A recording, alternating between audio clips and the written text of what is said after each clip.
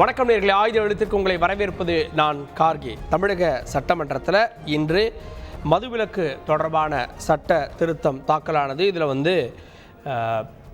கள்ளச்சாராயம் காய்ச்சுவது, விற்பது, பதுக்கி வைப்பது உள்ளிட்டவற்றிற்கு அதிகபட்சம் ஆயுள் தண்டனை வரை விதிக்கக்கூடிய சட்ட திருத்தம். தேவைப்பட்ட அவர் அந்த மாவட்டத்தை விட்டே நீக்குவதற்கு, அகற்றுவதற்கு நடவடிக்கை, சொத்துக்கள் பறிமுதல் அப்படின்னு ஒருபுறம் சட்ட திருத்தத்தில் கடுமையான சட்டங்கள் கொண்டு வரப்பட்டிருக்கின்றன, தண்டனைகள் கொண்டு வரப்பட்டிருக்கின்றன. கள்ளக்குறிச்சி விவகாரத்தில் வெளிப்படையான நடவடிக்கைகள் எடுக்கப்பட்டு வருகிறது என தமிழக முதலமைச்சர் கூறுகிறார். இந்த விவகாரத்தில் எதிர்க்கட்சிகளுடைய தொடர் எதிர்ப்பு தோல்வியினுடைய தாக்கம், தேர்தல் தோல்வியினுடைய தாக்கத்தால் தான் தொடர் எதிர்ப்பை இதில் பதிவு செய்கிறாங்க. 2026 மீண்டும் வெற்றி பெற்று திமுக ஆட்சி அமைக்கும் அப்படின்னு முதலமைச்சர் பதில் சொல்கிறார்.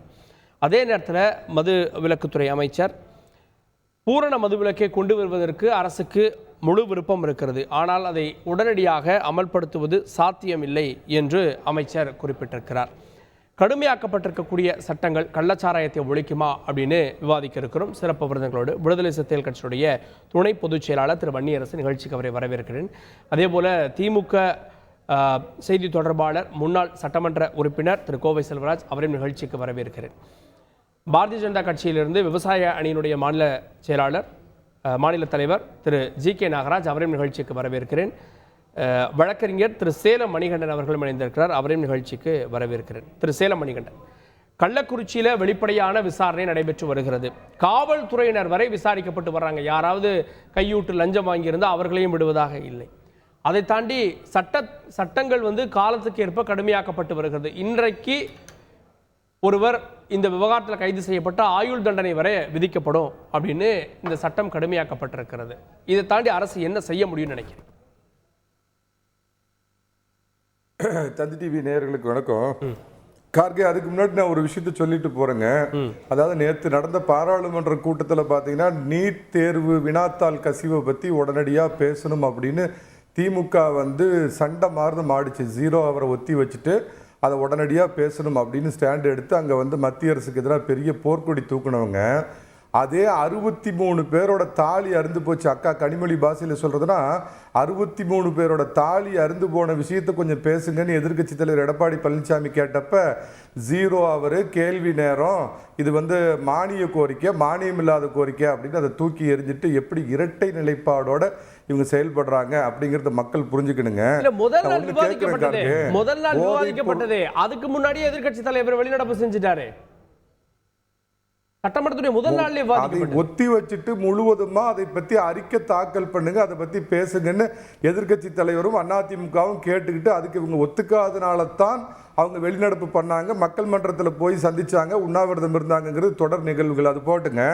நான் ஒன்று சொல்லிடுறேங்க, போதைப் பொருள் கடத்தலுக்கு எதிராக மிக கடுமையான இந்திய தண்டனை சட்டங்கள் இருக்குது. நம்ம ஜாபர் சாதிக் அண்ணன், திமுக அண்ணன் சர்வதேச அளவில் கடத்தி பெரிய ஆளா இல்லைங்களா? தாழ்த்தப்பட்டவர்களுக்கு எதிரான குற்றத்துக்கு எதிராக பார்த்தீங்கன்னா கடுமையான சட்டம் இருக்குது. வேங்கை வயல் தேசிய அவளை நடந்து இது வரைக்கும் ஏதாவது அவங்க தண்டிக்கப்பட்டிருக்கிறாங்களாங்க? குண்டு வெடிப்புக்கு எதிராக மிக கடுமையான சட்டத்திட்டங்கள் இருக்குது. கோவை சிலிண்டர் வெடிப்பு என்ற குண்டு வெடிப்புக்கு எதிராக இது வரைக்கும் ஏதாவது இவங்க பண்ணியிருக்கிறாங்களா?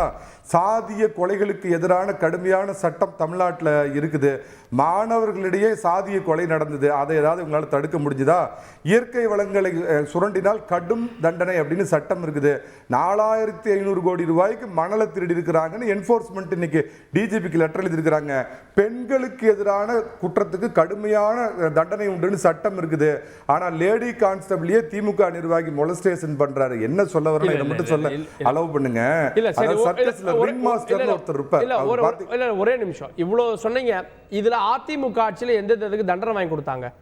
கள்ளச்சாராய மரணத்துல எத்தனை பேருக்கு தண்டனை வாங்கி கொடுத்தாங்க? அதை தாங்க சொல்ல வந்தேன். நீங்கள் எங்கே வருவீங்கன்னு எனக்கு தெரியும். சர்க்கஸில் ரிங் மாஸ்டர்னு ஒருத்தர் இருப்பார். அவர் கையில் பார்த்தீங்கன்னா ஒரு ரிங் வச்சுட்டு இருப்பார். அந்த ரிங்கை கண்டு விலங்கு அவருக்கு அடிபணிஞ்சு நடக்காதுங்க. அந்த ரிங் மாஸ்டர் எப்படிப்பட்டவர்? டிஎன் சேஷன் என்ற ஒரு ரிங் மாஸ்டர் இருந்தார். அது வரைக்கும் தேர்தல் கமிஷன் ஒன்று இந்தியாவில் இருந்ததா? மத்திய ஆளுங்கட்சியின் 6ஆம் விரலாக ஒரு அங்கமாக செயல்பட்டது. ஆனால் இப்படித்தான் தேர்தல் கமிஷன் இருக்கும் எப்படி ஒரு ரிங் மாஸ்டர் காமிச்சாரோ அதே மாதிரி 2001 அதிமுக ஆட்சியில கள்ளச்சாராய மரணங்கள் ஏற்பட்ட உடனே அதை ஒழிக்கிறதுக்கு அதி தீவிரமான நடவடிக்கை எடுத்தவங்க புரட்சி தலைவி அம்மா அவர்கள்.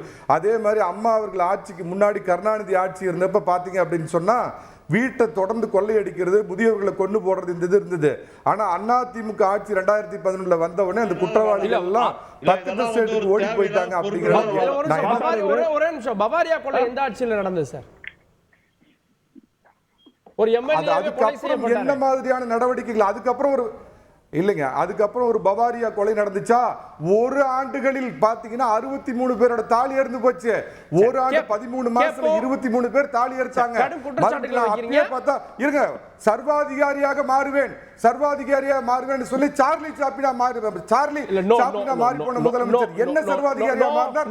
என்ன நடவடிக்கை எடுத்தார்? எஸ்பிசிஐடி கிட்ட இதே மாதிரி தள்ளாங்களே, என்ன நடவடிக்கை எடுத்தாங்க? நோ மணி விமர்சன நாகரிகமா வைங்க. அதான் சொல்றேன். திரு கோவை செல்வராஜ், சட்டங்கள் இருக்கு, ஆனா அதை எப்படி எக்ஸிக்யூட் பண்றோம், யார் அதை கையாளுறாங்க அப்படின்றத பொறுத்து தான் அதற்கு வேல்யூ இருக்கு. சட்டங்கள் இருந்தாலும் ஒரு அரசு சாஃப்டா செயல்படலாமான்னு கேட்கிறேன் திரு கோவை செல்வராஜ். அதாவது அதிமுகவோட ஆட்சியில மரியாதைக்குரிய ஜெயலலிதா அம்மையார் முதலமைச்சரா இருக்கும் போது 3 முறை இந்த கள்ள சாராயமும் இந்த எரிசாராயம் குடிச்சு இறந்தாங்க. பட்ரூட்ல ஒரு 53 பேர் இறந்தாங்க. வட சென்னையில ரெட் ஹில்ஸ் கேட்ட ஒரு 23 பேர் இறந்தாங்க. இது எல்லாத்துக்குமே 2018 மரியாதைக்குரிய எடப்பாடி பழனிசாமி முதலமைச்சராக இருக்கும் போது உயர் நீதிமன்றத்தில் அந்த வழக்கு வருது.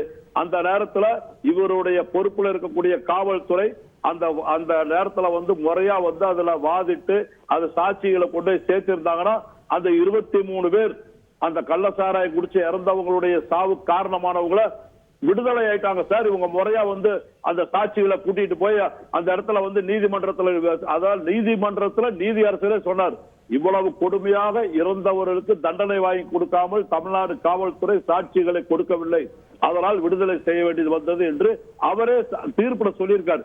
அந்த அளவுக்கு எடப்பாடி பழனிசாமி செயல்பட்டார். இவர் சும்மா அடிக்கிட்டு போறாரு. நான் கேட்கிறேன், 13 பேர் துப்பாக்கி சூடு நடத்தினாங்களே தூத்துக்குடியில, அந்த நேரத்துல இவர் என்ன சொன்னாரு? தொலைக்காட்சி நிருபர்கள் எல்லாரும் கேட்கும் போது, நானும் உங்க மாதிரி தொலைக்காட்சியில பார்த்த தெரிஞ்சுட்டாங்கிறார்.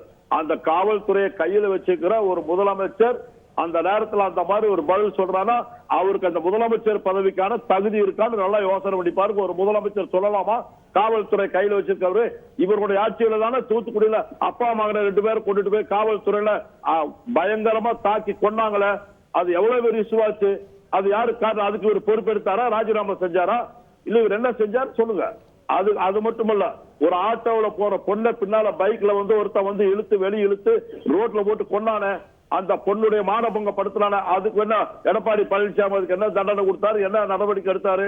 இவங்க கள்ளசாராய காய்ச்சறதுல இப்போ நான் சொல்றேன் சார், அதே கள்ளக்குறிச்சியில கள்ளசாராய காய்ச்சி வித்ததுல அந்த கண்ணு குட்டிங்க நாளுடைய இன்னொருத்தர் கூட இருந்தாரு. அவர் அதிமுக உறுப்பினர். அவர் தான் காய்ச்சறது அவர் தான், விற்கிறது அவர் தான். அவங்க யார் சொன்னாங்க? செந்தில் குமார் அந்த தொகுதியோட எம்எல்ஏ, அதிமுக எம்எல்ஏ யாரு? கள்ளக்குறிச்சியில அந்த எம்எல்ஏ தான் இதுவரைக்கும் அரசாங்கத்து மேல குறை சொல்லியிருக்காரா? மக்கள் மேல குறை சொல்லியிருக்காரா? யாராவது ஒருத்தர் மேல குறை சொல்லி ஏன் சொல்லுதா? அவருக்கு எல்லா நடவடிக்கை என்ன செஞ்சாங்க எல்லாம் மொத்தமா தெரியும் சார். என்ன ஊரறிஞ்ச ரகசியம்? நான் சொல்றேன், சட்டமன்றத்துல ஆண்டுக்கு ஒரு முறை யாருங்க ஒரு எஸ்பி பேட்டி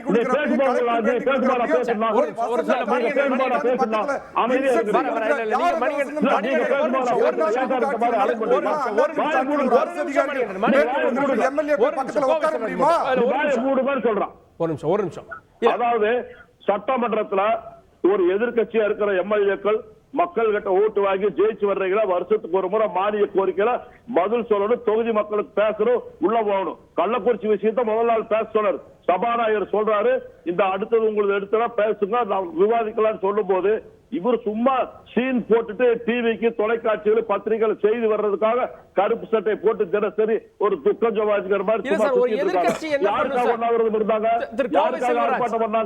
கவர்னர் கிட்ட போறாங்க. என்னாச்சு? கவர்னர் மாநில தலைவர், அந்த பிஜேபி மாநில தலைவர் கிட்ட போய் இவங்க என்ன செஞ்சிட போறாங்க சொல்லுங்க பாப்போம்.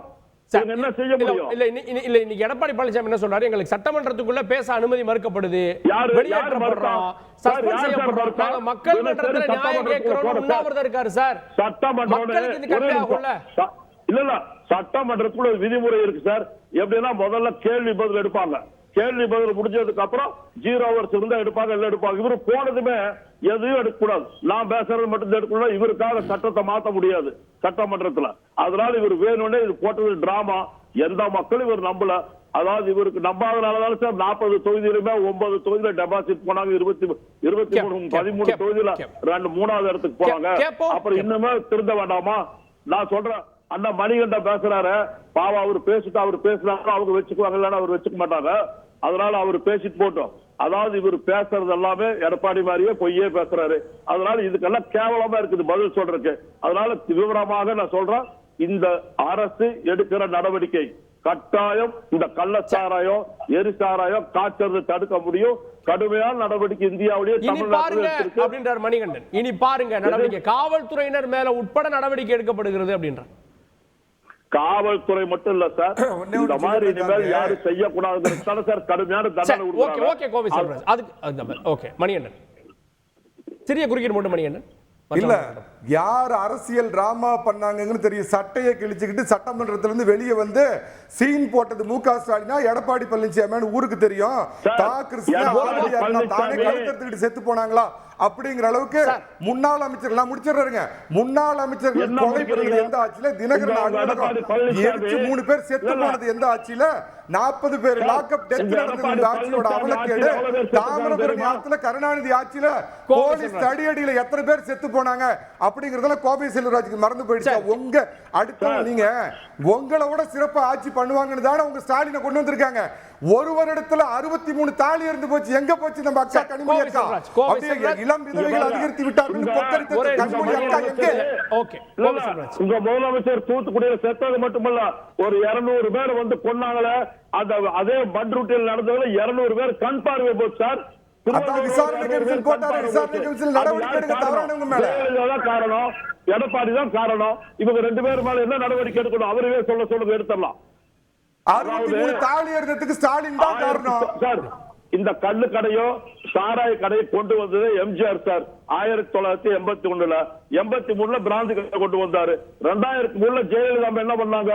அந்த சட்டத்தை போய் ராஜாஜி கடையை திறக்க வேண்டாம் கருணாநிதி கிட்ட கெஞ்சினாரு. தவறான தகவல் சொல்றார்.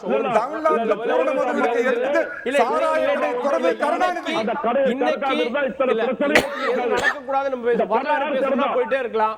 அரசாங்க விற்பனை யார் செஞ்சது? 2003ல யார் செஞ்சா? வரலாறு பேசல சார். நம்ம வரலாறு பேசணும். ராஜாஜி கொலை பிடிச்சிட்டு போய் கருணாநிதி கிட்ட கால்ல விழுந்து கெஞ்சினார். சாராய கடை திறக்காதீங்க அப்படி ராஜாஜி கெஞ்சினார். வரலாற்று சூழலுக்குள்ள போனீங்கன்னா நீங்க குற்றச்சாட்டு பழனிசாமினால அவங்க ஊர்லயே நிறைய பொம்பளை தாலி எடுத்து திரியுறாங்க.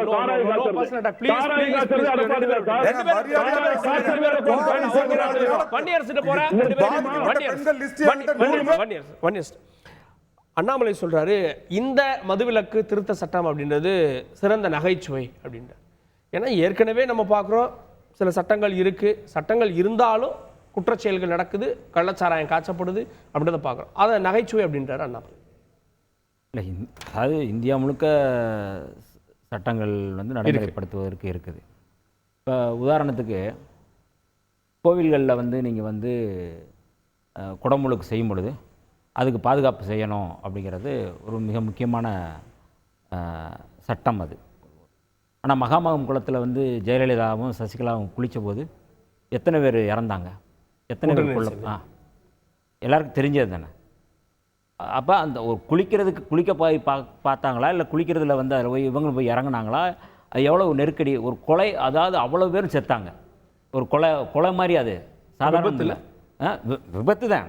அது வந்து ஒரு குளிக்கிறாங்க, ஒரு முதலமைச்சராக இருக்கிறவங்க போய் குளிக்க போகிறத வந்து குளிக்க போகிற இடத்துல வந்து அவ்வளோ பேர் இறந்துருக்கிறாங்கன்னா இதை மாதிரி ஒரு மோசமான முதலமைச்சர் நீங்கள் பார்க்க முடியுமா? அப்போ சட்டம்னு ஒன்று இருந்துச்சுல்ல, எவ்வளோ பேர் தண்டிச்சிருக்கிறாங்க. அதுக்கு சட்டம் இருக்குது. கோயிலுக்கு போனால் கோயிலில் பாதுகாப்புக்கான சட்டம் இருக்குது, கோயிலுக்குள்ளே நுழையிறதுக்கான சட்டம் இருக்குது. என்ன நீங்கள் வந்து சட்டத்தை வந்து நீங்கள் வந்து என்ன நீங்கள் பாதுகாத்துட்டீங்க அப்படி சட்டத்தை நீக்கிருங்க அப்படின்னு சொல்லிட முடியுமா? எப்படி நீங்கள் அதை வந்து பண்ண முடியும்? இப்போ நீங்கள் வந்து திருடுறாங்க, கொள்ளையடிக்கிறாங்க அப்படின்னா அவங்க சட்டம் இருக்குது, கைது பண்ணுறாங்க, உள்ளே போகிறாங்க, திருப்பி வர்றாங்க, திருப்பி அதே வேலையை செய்கிறான். திருட்டு கும்பல் எல்லா இடங்களையும் இருக்குது. அதுக்காக வந்து சட்டமே இல்லை எல்லாம் திருடுங்கன்னு சொல்லிட முடியுமா? அப்போ நகைச்சுவை அப்படிங்கிறது மரியாதைக்குரிய அண்ணாமலை அவர்கள் சொல்கிறத நகைச்சுவை.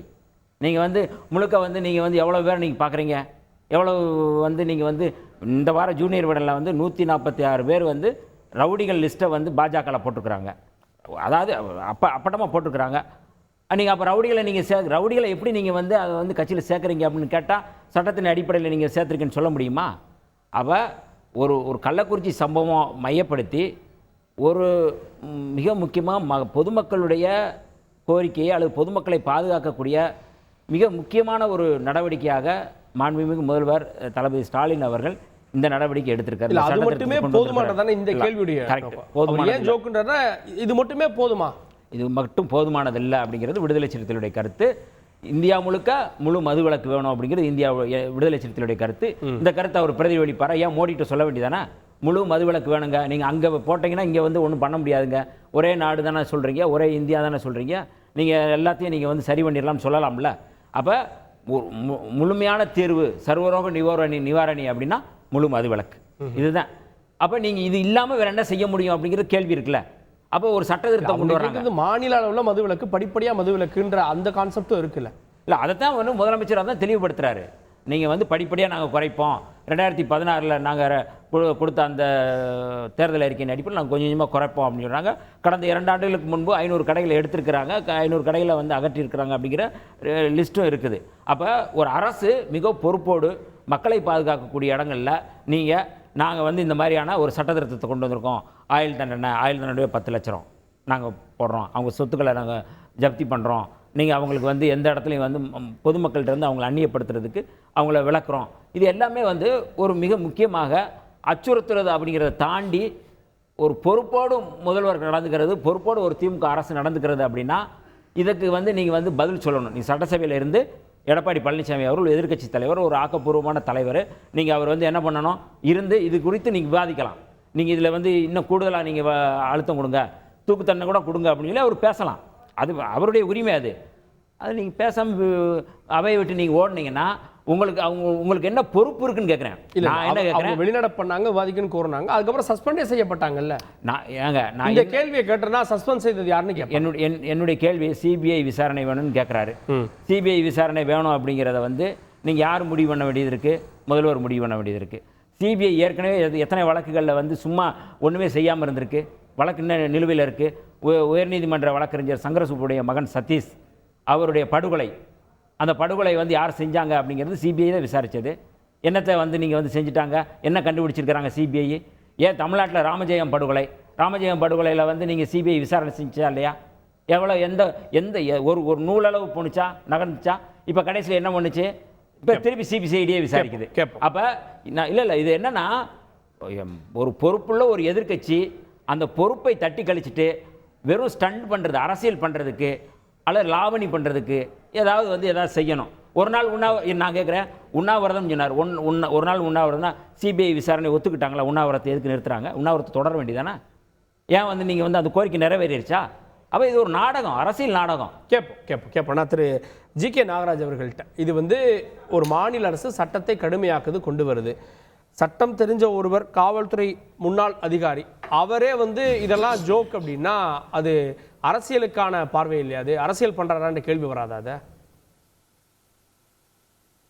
இல்லை, நீங்கள் கடந்த கால வரலாறை திரும்பி பார்த்தீங்கன்னா இது நகைச்சுவை மட்டுமல்ல, மக்களை ஏமாற்றுகின்ற, திசை திருப்புகின்ற வேலை.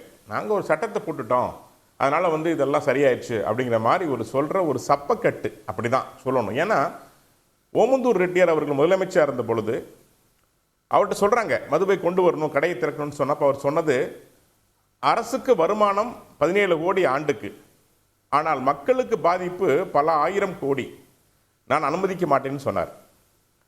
கருணாநிதி அவர்கள் இருந்த பொழுது மதுவை கொண்டு வர வேண்டும் என்று நினைத்த பொழுது சொன்ன பொழுது உடனடியாக ராஜாஜி கொட்டு மலையில் நனைந்து கொண்டு போய் சொல்லி கெஞ்சிறார், வேண்டாம், தயவு செய்து மதுவை கொண்டு வர வேண்டாம் அப்படிங்கிறார். அப்போ மலிவு விலை மதுவை கொண்டு வந்து, மலிவு விலை மது இன்னைக்கு கள்ளச்சாராயம்க்கு காரணம், ஏன்னா இன்னைக்கு டாஸ்மார்க் விலை அதிகமாயிருச்சு, இன்னைக்கு கள்ளச்சாராயத்துக்கு போக காரணம் அது ஒன்று தான். ஸோ அப்போ இன்னைக்கு கொண்டு வந்து மக்களை குடியார்களாக மாற்றிய பெருமை திராவிட முன்னேற்ற கழகத்தை சாரும். அதுல எல்லா அரசும் நடத்திருக்கே சார். சார் டாஸ்மாக் கடையில யார் கொண்டு வந்தா? டாஸ்மாக் அமைப்பை யார் கொண்டு வந்தாங்க அப்படிங்கறது யார் கொண்டு வந்தா? யார் குடிக்க வச்சாங்கிறது தான் முக்கியம். கள்ளுக்கடையை கொண்டு வாங்கன்னு சொன்னப்போ கள்ளுக்கடையில கல்லுல தாய்ப்பாலுக்கு இணையான லாக்டிக் ஆசிட் இருக்கு. அதை கொண்டு வந்து சொன்னா அதில் கலப்படம் வந்துவிடும் என்று அனுமதிக்காத, விவசாயிகள் சம்பாதிக்க கூடாது, தென்னை மரங்கள் காப்பாற்றப்படக்கூடாது என்ற எண்ணத்தோடு, விவசாயிகளை பாலடிக்க வேண்டும் என்ற நோக்கத்தோடு மதுக்கடையை கொண்டு வந்த திராவிட முன்னேற்ற கழக அரசு இப்போ கள்ளச்சாராயம், ஏன்னா ஒரே ஒரு வார்த்தை சிறப்பா சொல்றேனுங்க. இப்போ 10 லட்சம் ரூபாய் சொல்றாங்களே, இந்த கண்ணுக்குட்டி கிட்ட 10 லட்சம் ரூபாய் இருக்குமா? கள்ளச்சாராயம் காய்ச்சினாரு, 2 பேரட் வச்சிருக்காரு, ஒரு சாராய பானை வச்சிருக்காரு. அவர் சொத்தே அதுதான். அதையும் உடைச்சிட்டீங்க. அவர் எங்க 10 லட்சத்துக்கு போவாரு? நீங்க 10 லட்சம் கனெக்ட் பண்ணணும்னா எம்எல்ஏ உதயசூரியன் கனெக்ட் பண்ணணும், வசந்த் கார்த்தியன் எம்எல்ஏ கனெக்ட் பண்ணணும். அவர் கலெக்டர் பக்கத்துல கையெட்டு நின்று தைரியமா பேசிட்டு இருக்காரு. உங்களால ஒரு யார் காரணமா இருந்தாலும் அந்த எம்எல்ஏ நடவடிக்கை எடுக்க முடியல. நீங்க என்ன சட்டம் கொண்டு வர்றது? கண்துடைப்பு. அது மட்டும் இல்ல, அவதூறு நோட்டீஸ் அனுப்பியிருக்காங்க சார் 2 எம்எல்ஏ. 2 எம்எல்ஏ ஒரு எம்எல்ஏ தெரியாம 4 வருஷமா கலெக்டர் ஆபீஸ் பக்கத்துல கள்ளச்சாராயம் விற்க முடியுமா? ஒரு காவல்துறை அதிகாரி வெளிப்படையா சொல்றாரு, நான் வந்து விஆர்எஸ்ல போனது காரணம் இதாங்கிறாரு. சார் ஊருலகத்துக்கு தெரியும் சார். அங்க ஒரு பெண்மணி சொல்றாங்க, அடக்கப்பட்ட ஒடுக்கப்பட்ட சமுதாயத்தை சார்ந்த ஒரு பெண்மணி சொல்றாங்க, கார்கே நான் பார்த்தேன் பாருங்க, என்னுடைய கணவன் இறந்து விட்டார், என் கழுத்தில் தாலி இல்லை. இதோ என்னுடைய மகள், அவள் கழுத்திலும் அவன் இறந்து விட்டான் மகன், அவள் கழுத்தில் நான் தாலியை அறுக்க போகிறேன். என் மகனுடைய மனைவியும் இப்ப விதவையாகிவிட்டார். இப்படி இந்த ஊர்ல மட்டும் நீங்க எங்க தெரிந்தாலும் ஆண்களே இல்லை, எல்லாம் பெண்கள் தான் தாலியின்றி இருக்கிறோங்கிறாங்க. இப்ப சமயத்துல இவரு தங்கப்பன் சொன்னாரு, ஒரு கிராமத்துக்கு போறாரு, 121 பெண்கள், விதவை பெண்கள். இது எல்லாம் நம்ம பார்த்து இதுக்கான தீர்வை நோக்கி அரசு நகருது சார். இன்னும் நீங்க வந்து அங்கேயே நிக்கிறீங்களான்ற கேள்வி இருக்குல்ல சார். இப்போ ஒருத்தர் காய்ச்சினார்னா உள்ள போனார்னா ஆயுள் தண்டனை, யாராவது இறந்தாங்கன்னா ஆயுள் தண்டனை 10 ஆண்டுகள். அப்ப யோசிப்பாங்களே. கார்கே போதைப் பொருள் கடத்தல் எவ்வளவு கொடுமையான சட்டம் இருக்குன்னு தெரியும். போதைப் பொருள் இன்னைக்கு தமிழ்நாட்டில் அதிக அளவில் யார் கொண்டு வந்தது, யார் வச்சிருந்தா, எந்த நிர்வாகி, எந்த கட்சியுடைய நிர்வாகிகள், கூட்டணி கட்சி எல்லாம் ஒன்று சேர்ந்து யார் பண்ண, யார் வெளிப்படுத்தப்பட்டது? ஒரு அரசாங்கமே அதை செய்கின்ற பொழுது நான் வெளிப்படையா சொல்றேன் கார்கே, அரசாங்கம் சாராயத்தை ஊக்குவித்து விற்பனை செய்கிறது.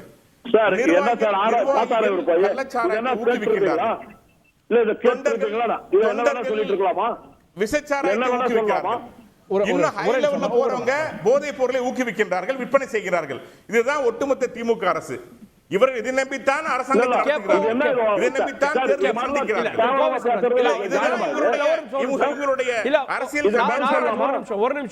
அரசியல் மூலம் தான் பணம் சம்பாதிக்கிறார்கள்.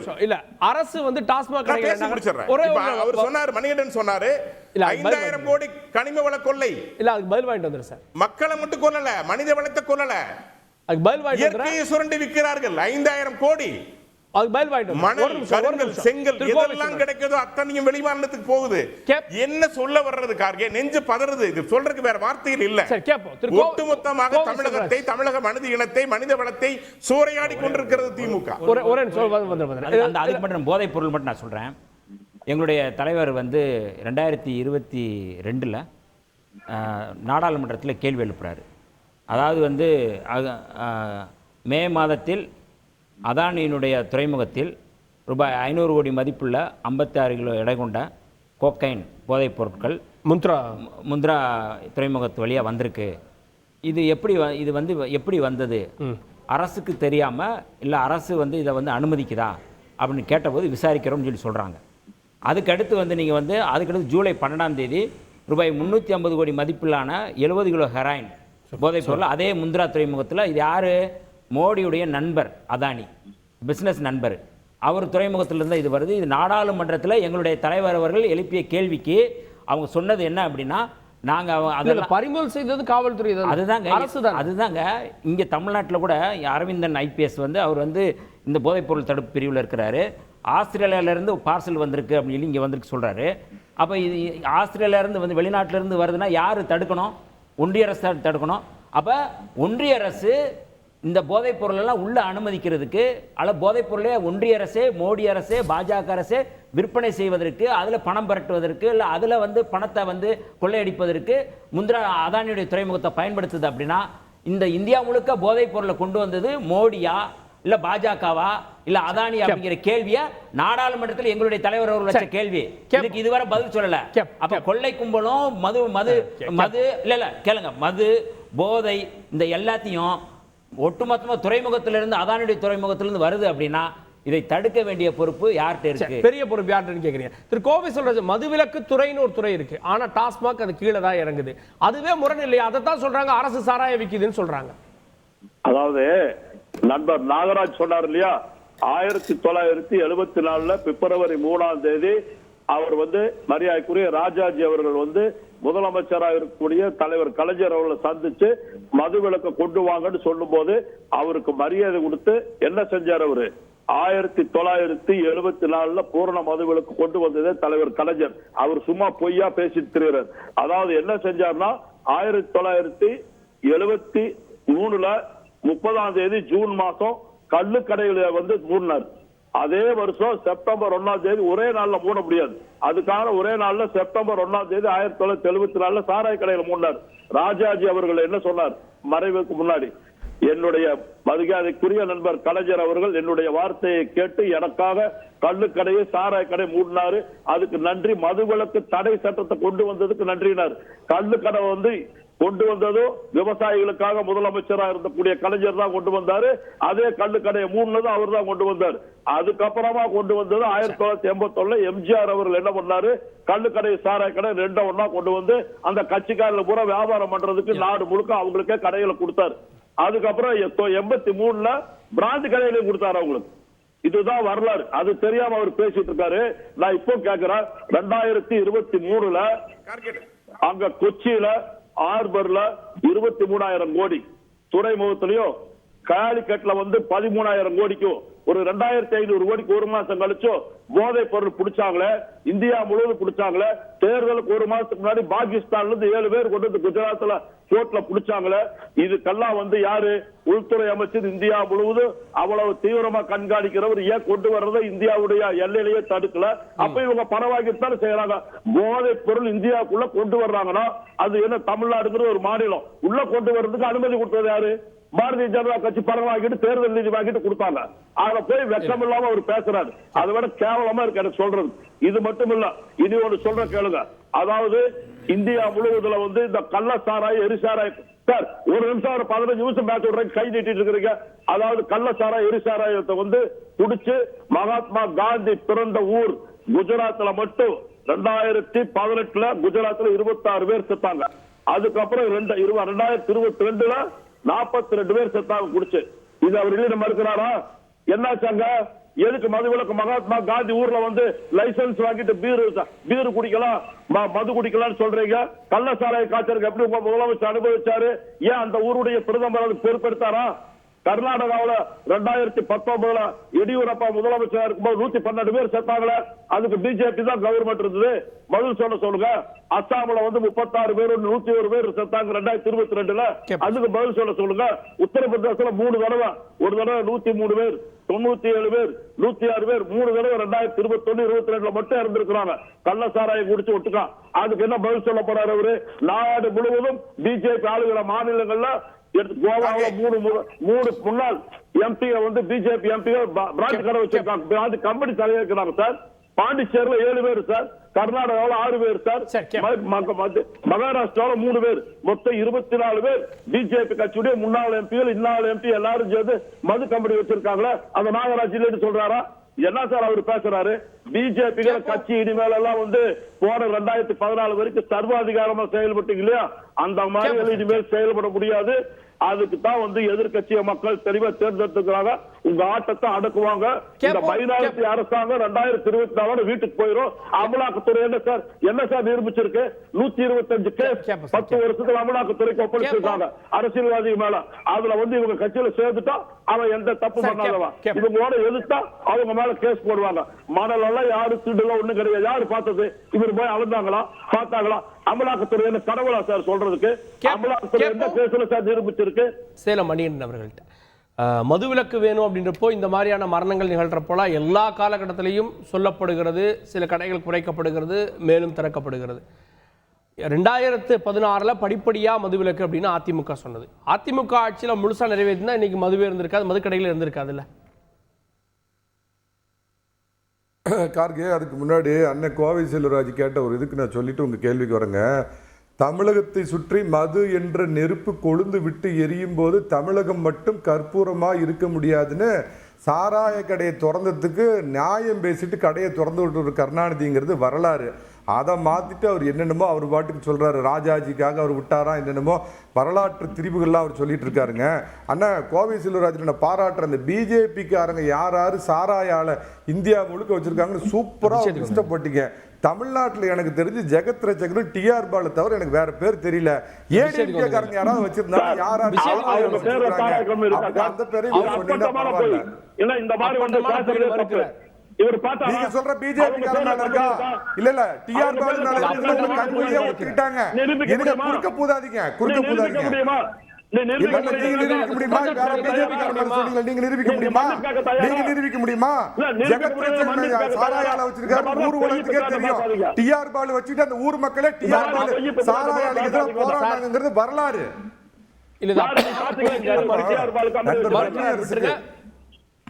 மறுப்பு தெரிவிக்கிறார், விட்டுருங்க. நண்பர் வன்னியரசு ஒரு அற்புதமான இதை சொன்னார். பூரண மது விலக்குத்தான் விடுதலை சிறுத்தைகளோட ஒரே நோக்கங்கிறாரு.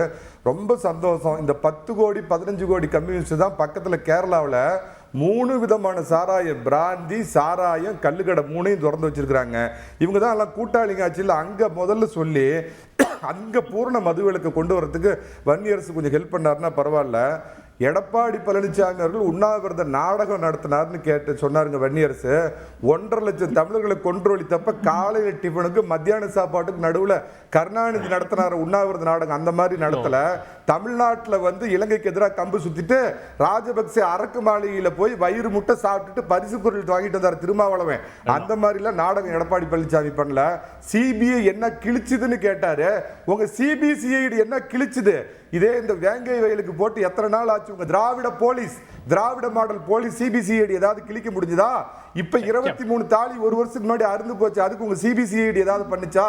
கார்கே, என்னுடைய தனிப்பட்ட கருத்து, இந்த பூரண மது விலக்குங்கெல்லாம் நாடகம். அது அரங்கேற, அது குறைஞ்சபட்சம் கம்மியான தீமை இருக்கிற கல்லுக்கடையாவது திறந்து தொலைங்க. வீட்டை சாத்த முடியல, வீட்டை பாதுகாக்க முடியலன்னா சாவியாவது தடுங்க. தாலி இருக்கிறதையாவது எங்க போச்சு அக்கா கனிமொழி? எங்க போச்சு? போயிட்டாங்க. திமுக ஆட்சியில மட்டும் வாய் மூடி மௌனியா போயிட்டாங்க. அண்ணா அதிமுக இல்ல சார் பண்ண முடியாது சார். இது என்னுடைய தனிப்பட்ட கருத்து சார். பண்ண சொல்லுங்க சார். இந்த திராவிட சார் அண்ணா திமுக சொல்லிட்டு பண்ணல சார். அண்ணா திமுக சொல்லிட்டு பண்ணல. இல்ல செல்வராஜ் இருங்க, நான் பேசி முடிச்சிடுறேன். அண்ணா திமுக சொல்லிட்டு அண்ணா திமுக செய்ய முடியல. இந்த திராவிட மாடல் இந்தியாவிற்கே வழிகாட்டி ஆசிய ஜோதி ஸ்டாலினை கொண்டு வர சொல்லல. படிப்படியா பேசுங்க. வடநாட்டு வழக்குல எடப்பாடி பழனிசாமி முதலமைச்சர், அந்த அம்மா முன்னாள் முதலமைச்சர், காவல்துறையில எடப்பாடி பழனிசாமிக்கு கொடநாடு காவல்துறையில பாதுகாப்பு சொன்னாரு. உங்க டிவிஎஸ்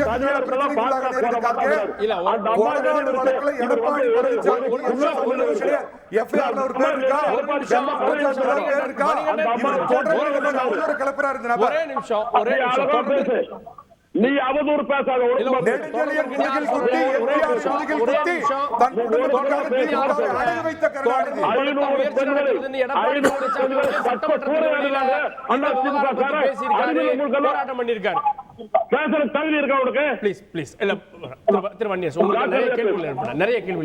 அதாவது 2009 யுத்தம் நடந்துகிட்டு இருக்கு. 4 நாட்கள் எங்களுடைய தலைவர் எழுச்சி தமிழர் அவர்கள் 4 நாட்களும் உண்ணாவிரதம் இருந்தார். அப்போ அதிமுகவுடைய நிலை என்ன? நாங்கள் திமுக கூட்டணியில் தான் இருக்கிறோம். அன்னைக்கு ஜெயலலிதா அம்மையாரோ இல்லை அன்னைக்கு அதிமுக கட்சியோ பிரபாகரனை தூக்கில் போடணும்னு சொன்னது. யுத்தம்னா மக்கள் சாவாங்க அப்படின்னு சொல்லி சொன்னது யார்? ஜெயலலிதா அம்மையார். வேறு யாரும் சொல்லலை. இனப்படுகொலை நடந்து கொண்டு இருக்கும் பொழுது அது நடக்கும் அப்படின்னு சொல்லி நியாயப்படுத்தியவர் ஜெயலலிதா அம்மையார். இவங்க அதிமுக ஏதோ இனப்படுகொலை கண்டித்தது போல் பேசுகிறாங்க. 2009 எங்களுடைய தலைவர் அவர்கள் வெற்றி பெற்ற பிறகு நாடாளுமன்றத்தில் இந்த இனப்படுகொலைகளுக்கு முழு பொறுப்பேற்க வேண்டியது காங்கிரஸ் அரசு தான் அப்படிங்கிறத சொன்னார். ஏன் சொல்கிறேன் கேளு. இதை வந்து தொடர்ச்சியாக ஓட்டர் ரெக்கார்டு போல் எல்லாரும் இதை பேசுகிறாங்க. என்ன நடந்ததுன்னு தெரியணும். வெள்ளை அறிக்கை வேணும்னு கேட்டவர் நாடாளுமன்றத்தில் இனப்படுகொலை செய்த இந்த அரசுக்கு நீங்கள் வந்து வெள்ளை அறிக்கை கொடுங்கன்னு சொல்லி கேட்ட துணிச்சல் இருக்குது, அது எங்களுக்கு தான் இருக்குது. இப்போவும் நாங்கள் அதான் சொல்கிறோம். அப்போ ஒரு இனப்படுகொலை நடந்து கொண்டு இருக்கும்பொழுது அதிமுகவுடைய நிலைப்பாடு என்ன? பிரபாகரனை தூக்கில் போடணும்னு சொல்லி தீர்மானம் போடுறாங்க சட்டப்பேரவையில். இப்போ படுகொலை நடக்கும் அப்படின்னு சொல்லி மக்கள் சாவாங்கன்னு சொல்லி சொல்கிறாங்க. அதுக்கு எதிராக ஏதாவது ஒரு போராட்டம் நடத்தியிருக்காங்களா? ஏதாவது நடத்தியிருக்கிறாங்களா? ஒன்றுமே இல்லை. அப்போ இனப்படுகொலைக்கு ஆதரவாக இருந்த அரசு அதிமுக அரசு, இனப்படுகொலைக்கு ஆதரவாக இருந்தவர் ஜெயலலிதா அம்மையார், அப்போ எடப்பாடி இருந்தார். எடப்பாடி இன்னைக்கு எப்படி முதலமைச்சர் ஆனாரு? இருங்க ஒரு விஷயத்தை அதைத்தான் சொல்றேன். எடப்பாடி அதுக்குள்ள இல்ல, ஒரு குற்றச்சாட்டு சொன்னா அது குற்றச்சாட்டுக்கு நான் பதில் சொல்லணுமா இல்லையா? அப்ப வந்து எடப்பாடி எப்படி முதலமைச்சர் ஆனாரு? நீங்க வந்து சசிகலா கால அப்படியே நழுவி போய் பெர்சனல்னா நீங்க பாருங்க, தனிப்பட்ட முறையில் பேசுறதா நானும் பேசுவேன். என்னுடைய கருத்தை நான் சொல்றேன். நான் அவர் எப்படி வந்து உடனே முதலமைச்சர் ஆயிட்டாரா? சசிகலா கால விழுந்து நழுவி தானே போய் விழுந்தாரு. அப்போ ஒரு இல்லை ஒரு ஸ்டே என்ன ஸ்ட்ராட்டஜியில் இருக்கீங்கன்னு நான் கேட்குறேன். நான் அதிமுகவினுடைய நிலைப்பாடு என்ன அப்படின்னு கேட்குறேன். இன்னைக்கு மதுவிலக்கு அப்படிங்கிறது எடப்பாடியார் வந்து பூரண மதுவிலக்கு வேணும் அப்படிங்கிற கோரிக்கை வைக்கிறாரா? பூரண மதுவிலக்கு வேணும், முழு விளக்கு வேணும் கேட்குறாங்க. இந்தியா முழுக்க வேணும் நாங்கள் கேட்குறோங்க. தமிழ்நாட்டிலே அது பொருந்தும், கர்நாடகாவுக்கும் பொருந்தும். நீங்கள் நாடாளுமன்றத்தில் கொடுத்த அறிக்கை, நான் நாடாளுமன்ற அறிக்கையை எடுத்துகிட்டு வரேன். நான் 2022 வெளியிட்ட அறிக்கை 2016 2020 வரை சாராய சாவுகள், அங்கே நடந்த சாவுகளை வந்து முழுக்க வந்திருக்கு. அதில் வந்து பாருங்களேன், பாஜக ஆட்சியில் ஆண்ட மாநிலங்களில் மட்டும் எனக்கு லிஸ்ட் இருக்குது. அதை மட்டும் நான் சொல்கிறேன். நான் உத்தரப்பிரதேசத்தில் பாருங்கள் 2016 வந்து 68 பேர், 2017 வந்து 54, 2018 78 பேர், 2019 வந்து 41 பேர், 2020 600 பேர். 600 பேர். இருங்க அதுதாங்க. அதனால குஜராத் மக்களையும் பாதுகாக்க வேண்டியது இருக்கு, உத்தரப்பிரதேச மக்களையும் பாதுகாக்கணும், இந்தியா முழுக்க முழு மதுவிலக்கு வேணும். அதான் சிறுத்தைகளின் இலக்கு அப்படிங்கிறத நாங்க சொல்றோம். அப்ப மோடிக்கு அதுல என்ன பங்கு இருக்கு? இதான் என்னுடைய கேள்வி. நீங்க சட்டம் போட வேண்டியது நீங்க தாக்கத்தை ஏற்படுத்தக்கூடிய தமிழ்நாட்டில் என்னுடைய கேள்வி என்னன்னா, அதுக்கு மோடி ரம்மி ரவி தான் காரணம். இவங்களோட இந்த சீரை நிறுத்த சொல்லுங்க.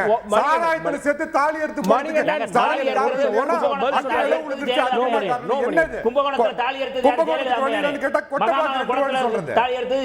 ஜெயலலிதா அம்மையாரு. நீங்க வந்து இறந்ததுக்கு அப்புறம் வந்து தண்டனை கொடுக்குறாங்கன்னு சொல்லி 3 பேர் பஸ் கொடுத்தாங்க.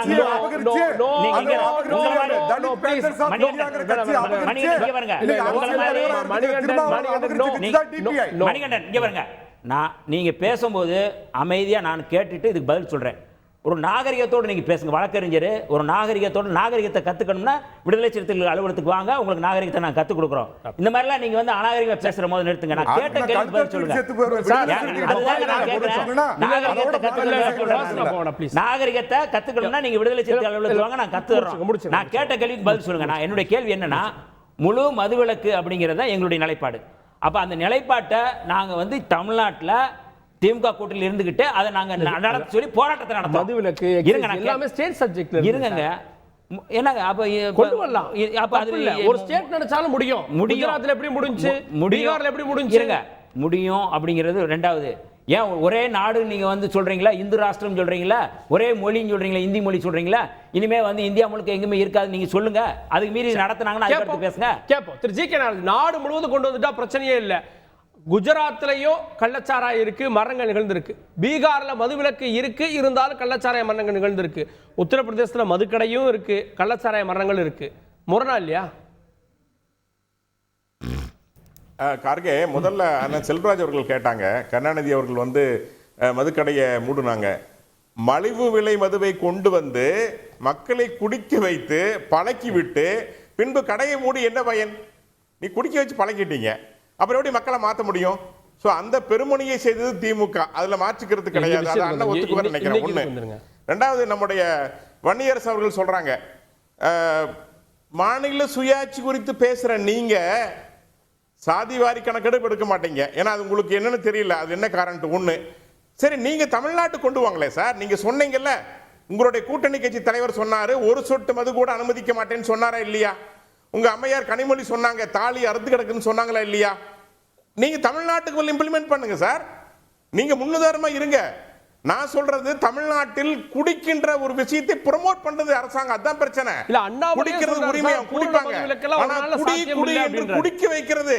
காமராஜர் படி படினாரு, திமுக அரசு குடி குடிங்குது. சார் நான் சொல்றது 10 ஆண்டு கால அதிமுக ஆட்சியை நான் பாராட்டுறேன் சார். 10 ஆண்டு காலத்துல மதுவிலக்கு மரணங்கள், கள்ளச்சாராய மரணங்கள் இல்லை.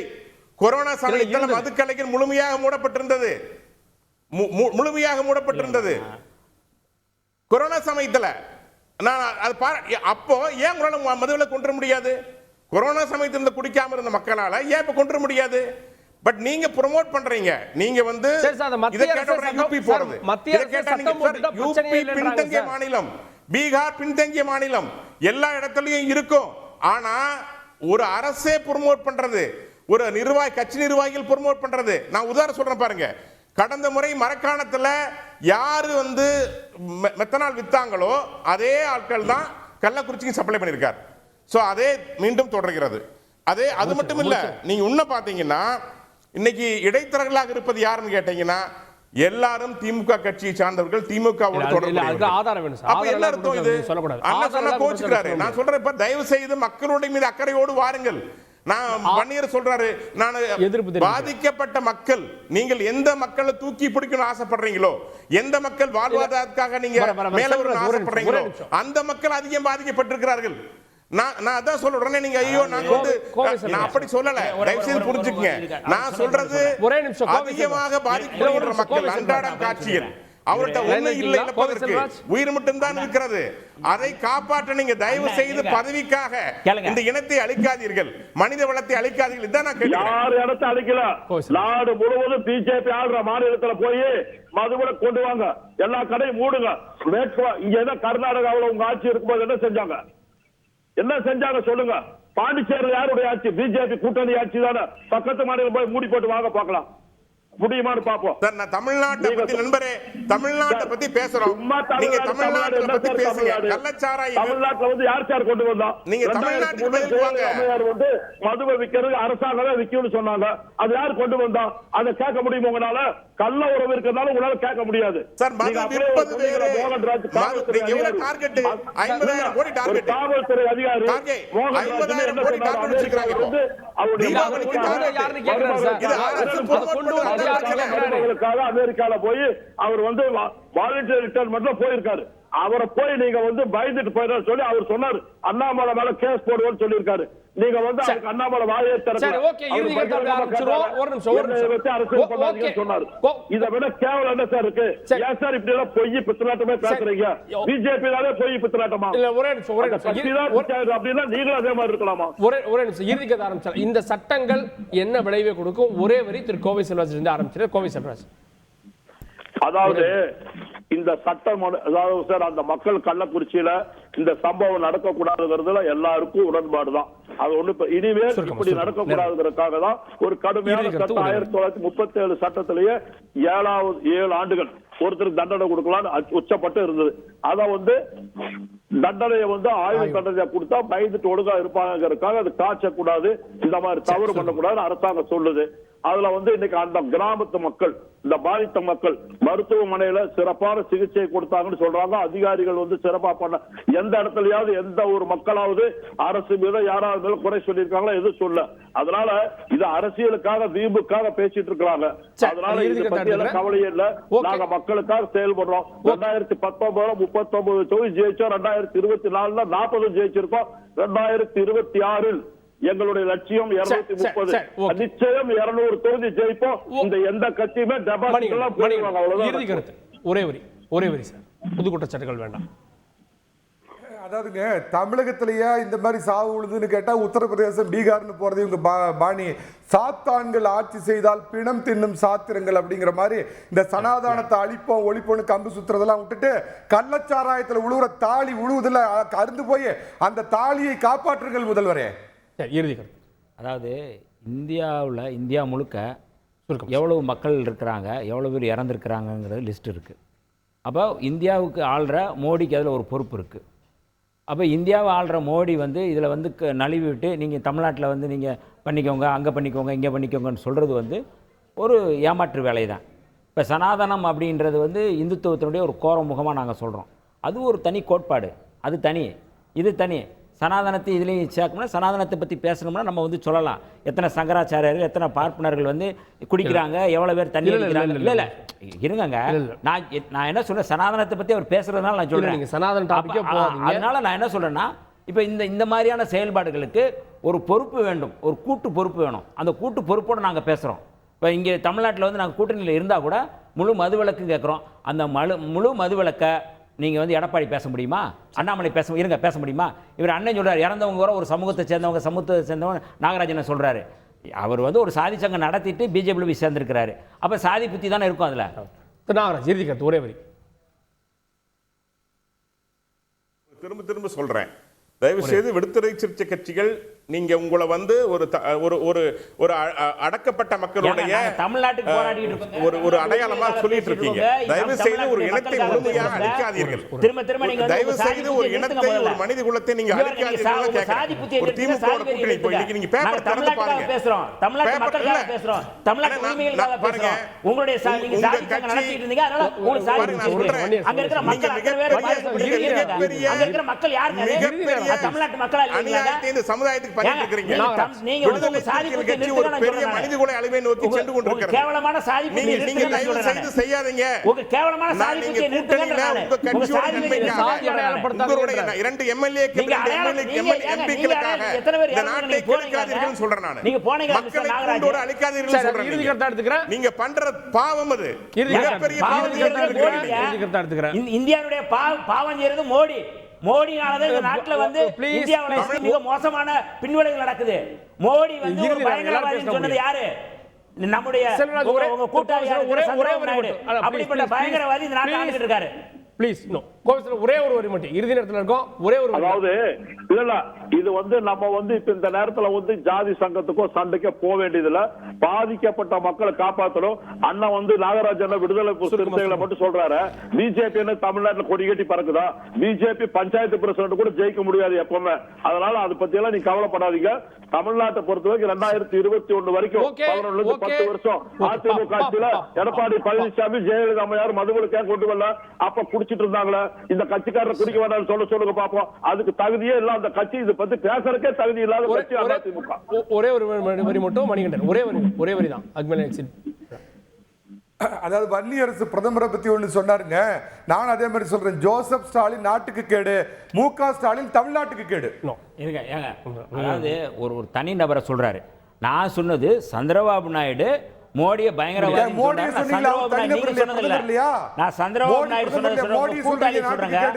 உங்க கூட்டாளி சொன்ன சந்திரபாபு நாயுடு மோடியை சொல்றாரு அவர் ஒரு பயங்கரவாதின்னு 2019 தேர்தலில் சொன்னது. அப்படிப்பட்ட ஒரு பயங்கரவாதி இந்த நாட்டினுடைய பிரதமர். அப்படிப்பட்ட ஒரு பயங்கரவாதி. ஓகே பாப்போம் இந்த சட்டங்கள் என்ன தாக்கத்தை ஏற்படுத்த போகிறது. வருங்காலத்தில் இது போல போதைப் பொருளால, கள்ளச்சாராயத்தால மரணங்கள் நிகழாமல் இருக்குமா, இவை தடுக்கப்படுமான்ற காலம் தான் சொல்ல வேண்டும். விவாதத்தில் இணைந்த சிறப்பு விருந்தினர்கள் அனைவருக்கும் நன்றி. பார்த்தவங்களுக்கும் நன்றி. நேயர்களே, தொடர்ந்து இணைந்தீர்கள் தந்தி தொலைக்காட்சியுடன்.